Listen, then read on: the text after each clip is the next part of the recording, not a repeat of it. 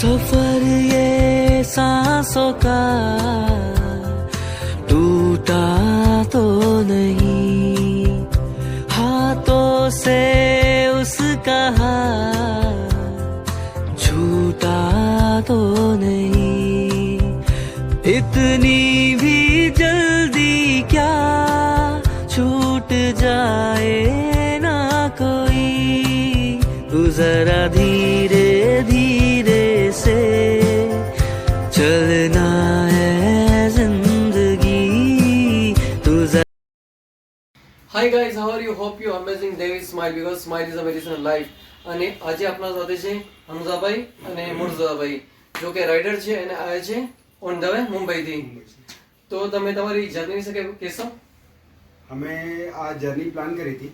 પહેલાં તો બાઇક રાઇડિંગનો શોખ છે, તો બાઇક રાઇડિંગનો વિચાર કરીને લોંગ જર્ની કરવી છે એટલે વિચાર કરેલો.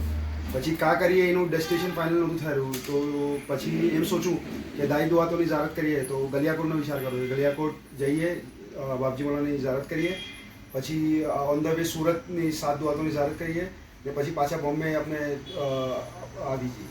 તો આપ કિવારે નીકળા?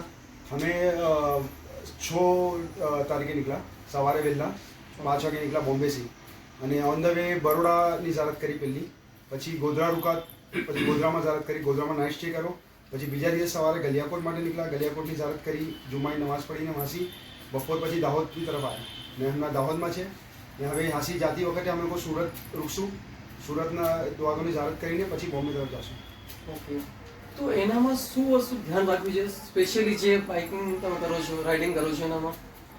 બેઝિકલી ધ્યાન એમ રાખવાની હોય છે કે તમારી પાસે ગેજ બધા હોવા જોઈએ, કેમ કે રોડ આપણે ખબર નહીં કે કોણ કેવી રીતના મતલબ ચલાવે છે, તો આપણે બધા જ ગેજ પહેરીને ચલાવવું જોઈએ. લાઈક હેલ્મેટ છે, હેલ્મેટ બી સારી રાઇડિંગ ક્વોલિટીઝના પહેરવાના, મતલબ ચાલુ ક્વોલિટીઝ બી આવે છે, બટ એ બ્રેન્ડેડ અને જે સર્ટિફાઈડ હોય, રાઇડિંગ સર્ટિફાઈડ હોય એ જ પહેરવું જોઈએ.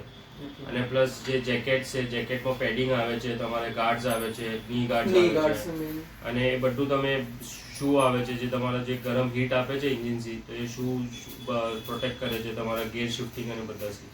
તો તમારે એ પૂરું પ્રોપર તમારે રાઇડિંગ ગેરથી ચલાવશો તો તમારે કમ્ફર્ટ બી રહેશે, અને પ્લસ તમારે સેફટી મેજર્સ બી તમારે રાખવું જોઈએ. અને સૌથી ધ્યાન એમાં રાખવું જોઈએ કે આપણે રાઇડિંગ ડિસિપ્લિન પ્રોટોકોલમાં ચલાવવાનું, એમ નહીં કે રાઇડિંગ કરી રહ્યા છે તો ફાસ્ટ ચલાવવાનું અને એકદમ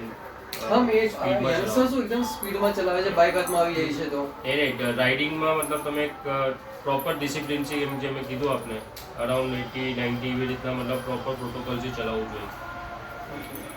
તો યંગસ્ટરને શું કહેવા માંગુ છું જે રાઇડિંગ કરવા માંગે છે આ રીતે?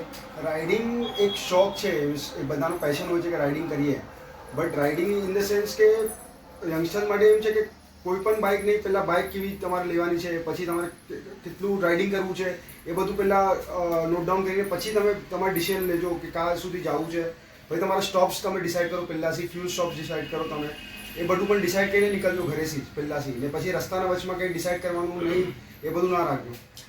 અને તમે બે ફ્રેન્ડ્સ છો, નીકળ્યા છો, તો તમે સાથે જ ચલાવો છો કે આગળ પાછળ થાય છે તમારો? કઈ રીતનું હોય છે? અમારો મેક્સિમમ અમારો બંનેનો આજુબાજુનો ડિસ્ટન્સ અમારો 1 કિલોમીટરના અંદર જ હોય છે, એનાથી વધારે દૂર નહીં જતા એકબીજાથી, કેમ કે અગર એકબીજાથી એટલા દૂર જઈએ છે પછી પાછા થોડી વાર સ્લો કરીને પછી સાથે થઈ જઈએ છે.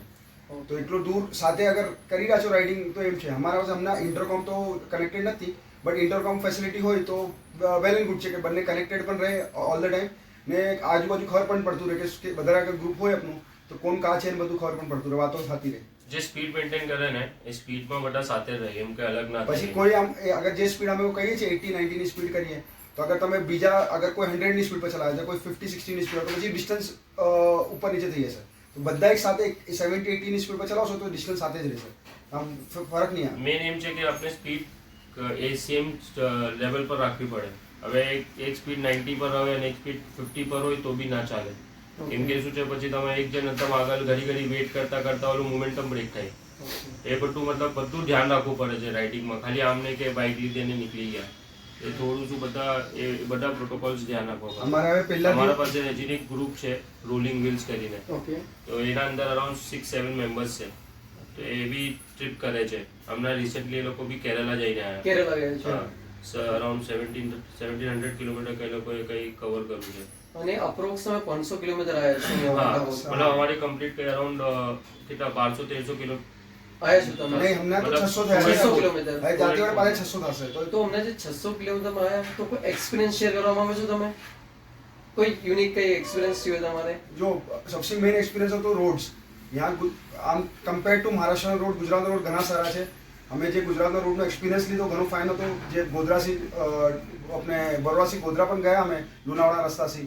ને જે કેનાલનો રસ્તો આવ્યો જે વચમાં 12-15 કિલોમીટરનો કેનાલનો રસ્તો ઘણો ફાઇન હતો. રોડ્સ એકદમ સ્મૂથ રોડ છે આ બાજુ. અમુક જગ્યા જે રાજસ્થાનના રસ્તા ગલિયાકોટ છે આજે વડે ખરાબ મળે અમારે થોડું ખરાબ 20 કિલોમીટરનો પેચ ખરાબ મળે. પછી વहाँ પણ અમે કોઈ સ્પીડ કંટ્રોલ કરી એટલે 20-30-40ની સ્પીડના વધારે ગયા નથી કેમ કે રોડ ખરાબ છે તો અમે મારું ડેન્જર થઈ શકે છે ગામડાઓના રસ્તાના ઉપર ડેન્જર થઈ શકે છે તો એના કરતાં સ્પીડ કંટ્રોલ કરીને ચલાવવું ઇમ્પોર્ટન્ટ હતું એ માટે. અને જમણ વાસ્તે કે કોઈ બી બ્રેક લેવો તો એ કઈ રીતે કે આ બાજુ તમારું મીન્સ ડિસાઈડ હોય છે કે ક્યાં રોકવાની છે? તો અમારું બેઝિકલી મતલબ એમ ડિસાઇડ હોય છે કે અરાઉન્ડ 150 કિલોમીટર પર એક હોલ્ડ લેશું. હોલ્ડ લેવાનું હા. છે. એ 150 to 160 એક સ્ટ્રેચ ચલાવવી જ પડે એ તો ટાઈમ પછી મેચ ના થાય. તો 150 પર સ્ટ્રેચ લઈને પછી થોડું ચાય પાણી હસ્તે બ્રેક લઈએ અને મતલબ પછી એના પછી અમે કોઈ પાછા નીકળી જઈએ. તો બેઝિકલી મતલબ અગર અમે બોમ્બેથી નીકળ્યા તો એક સુરત પછી અંકલેશ્વર ભરૂચ પર એક આપણે બ્રેકફાસ્ટ પર હોલ્ડ લીધો પછી અંકલેશ્વર ભરૂચ પર હોલ્ડ લીધો ડાયરેક્ટ બરોડા. બરોડા પર ઝારત કરી થોડી વાર રેસ્ટ કરો અને પછી હસી ગોધરા. તો અમારે રેસ્ટ લઈ લઈને જવું જ પડે તો જ મતલબ તમે કમ્ફર્ટ ટ્રીપ કરી શકો. અને બાઇકના પ્રિકોશન હોય છે કે પંચર થયું કે કઈ બી થયું હા. તો એના વાસ્તે શું હોય છે તમારા અમે બ્રેક લોકો પ્લાન? અમે લોકો બેકઅપ પ્લાનના અંદર પંચર કિટ કેરી કરીએ સાથે. અચ્છા ઓકે. ઠીક છે અને પાછું અમે લોકો મારી બાઇક આગળ બંનેની બાઇક અમારી ટ્યુબ વાળી છે તો એક્સ્ટ્રા ટ્યુબ પણ કેરી કરેલા છે કારણ કે કાલે રસ્તામાં અમારે બાઇકને રિલેટેડ ટ્યુબ ના મળી તો અમારે ઇઝીલી મળી. આમ તો પંચર બધા બાજુ મળી જાય જલ્દી બટ અગર ખુદા In case. કઈ જંગલ વંગલ કાંઈ બાજુ પસી ગયા તો અમે લોકો સેલ્ફ આપણે કરી શકીએ તો આપણે અવેલેબલ હોય પાર્ટ્સ અવેલેબલ હોય તો જલ્દી કામ થઈ જાય. Thank you very much both of you કે તમે તમારી જર્ની શેર કરી હા. અને આઈ હોપ સો કે તમે મુંબઈ તરફ પાછા જઈ રહ્યા છો સેફટી સાથે જાઓ તમે. Thank you. Thank you. આમીન.